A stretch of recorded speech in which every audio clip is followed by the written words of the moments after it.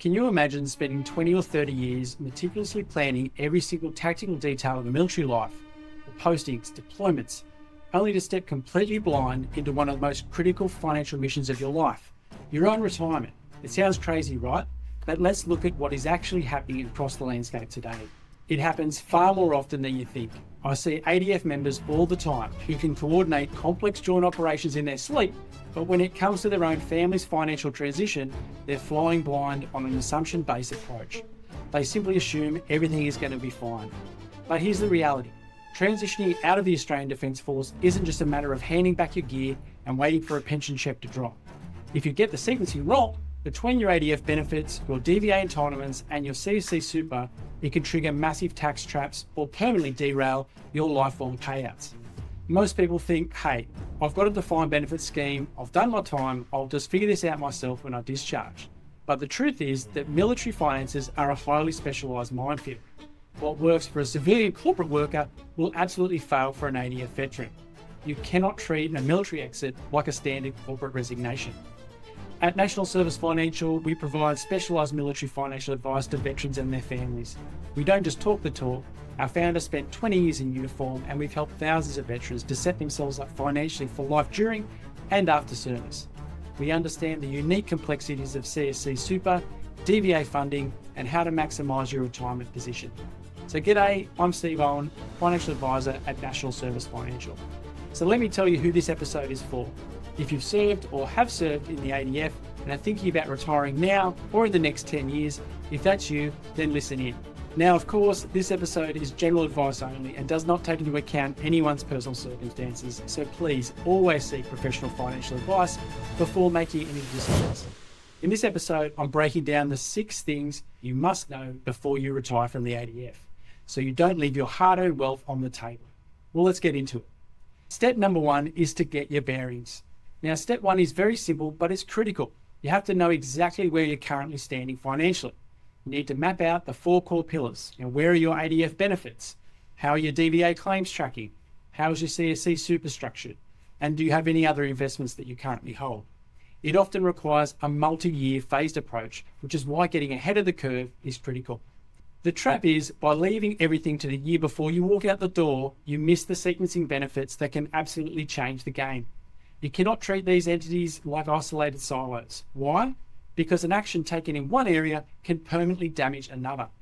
And we frequently see members make an irreversible decision with either CSC or DVA because they didn't realise the impact on their retirement.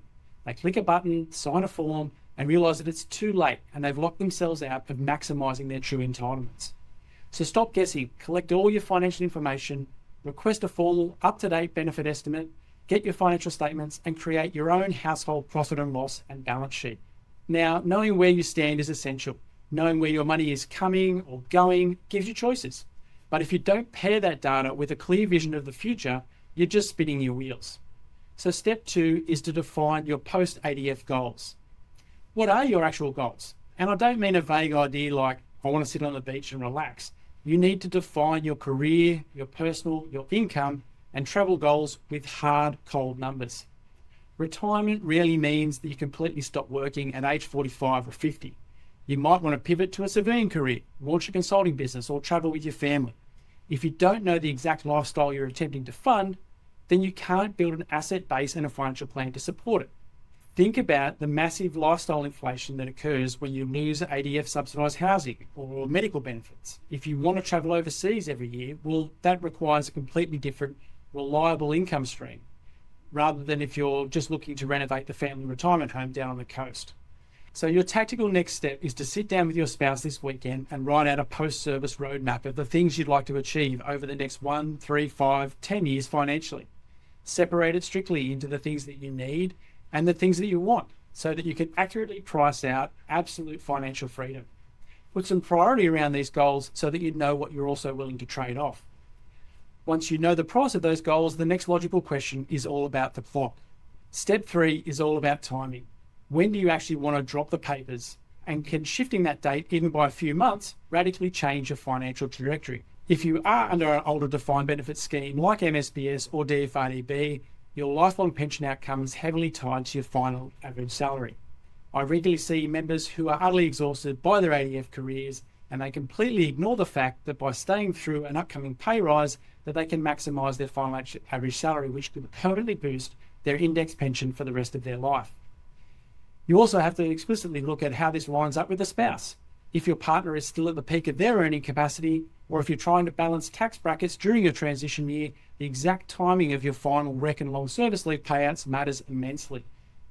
If you're with MSBS or DFRDB, run the math on your final average salary with a benefit estimate. Look at your last 3 years' salary history and look at the long-term dollar impact of discharging right now versus waiting an extra 6 to 12 months. But let's pivot away from the spreadsheets for a moment, because retirement isn't just a money problem. Step 4 is the mental shift. What is your purpose going to be for life after service? Many ADF personnel join the military for a deep sense of duty, structure, identity, and the camaraderie that brings. And when you take that uniform off, that tribe and that mission can disappear overnight. As a financial advisor, we talk almost as much about money problems versus people problems. You can have millions sitting in super, but if you wake up on a Tuesday morning with no routine, no mission, no rank, the psychological shock can be massive.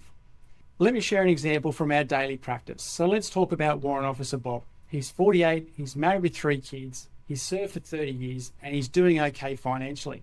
He's completely immersed in his job and running on an assumption-based approach. Well, what keeps him awake at night is, what is life after defence going to look like?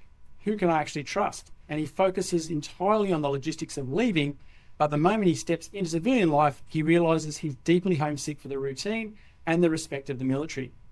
So before you discharge, you need to establish a non-military anchor, whether that's corporate mentoring, charity work, joining a sporting club, launching a passion product. Find the mission that gives you the reason to get out of bed in the morning. Securing your personal purpose keeps you grounded, but you also need to ensure that what you build is protected for the long term, no matter what. And that brings us to step 5. Step 5 is about defining your legacy. Now, what happens to the wealth that you've built when you're no longer here? For some people, legacy isn't a priority. They want to spend every single dollar they have while they're alive, whereas for others, it's about maximising what's left behind for their kids or spouse. If passing wealth down is important to you, you must realise that military superannuation components do not automatically behave like civilian super when you pass away. Also, the tax treatment to non-dependents inheriting death benefits can be absolutely brutal if they're not structured correctly. You need to make sure that your money ends up in the right hands. An outdated estate plan, or without the correct structuring up front, can leave your family facing unnecessary legal battles and a massive tax bill during an already devastating time. So your tactical next step is to review your wills and estate plan. Review your beneficiary nominations on any civilian superannuation that you or your spouse may hold. Superannuation is not an estate asset, so it often gets passed on outside of your will. Don't let someone in a corporate office somewhere decide where your money goes once you're gone. So now you have the roadmap, you know the steps. Let's talk about the final hurdle between you and certainty. So finally, the 6th step. What is actually stopping you from taking action today? The irony is staggering. ADF members are elite planners for their careers, their units, and their country. Yet they consistently push down their own family's financial planning to the bottom of the to-do list because they're too busy or because they assume the safety net will magically catch them.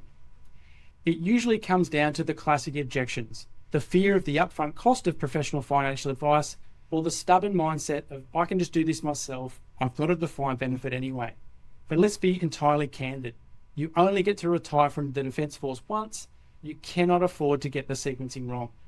Many members don't even realise that in certain circumstances, you can actually leverage defence transition funding to offset the cost of you getting professional financial advice. The return on investment of avoiding just one major tax or one DVA benefit or super mistake pays for the professional advice tenfold. Stop letting the daily grind of your current posting block your family's financial security. Acknowledge that you don't know what you don't know, clear the decks, and decide to take control of your financial destination today. Look, if you're listening to this and realise you've been running on assumptions, don't panic. You've done all the hard work serving your country and building these incredible benefits. Now it's simply about securing them and making them work for you. You don't have to navigate the DVA, CSC and tax systems alone. At National Service Financial, we specialise entirely in ADF financial advice because the team have lived your life. We know the lifestyle, we know the rules, and we know how to turn your years of service into a bulletproof financial roadmap.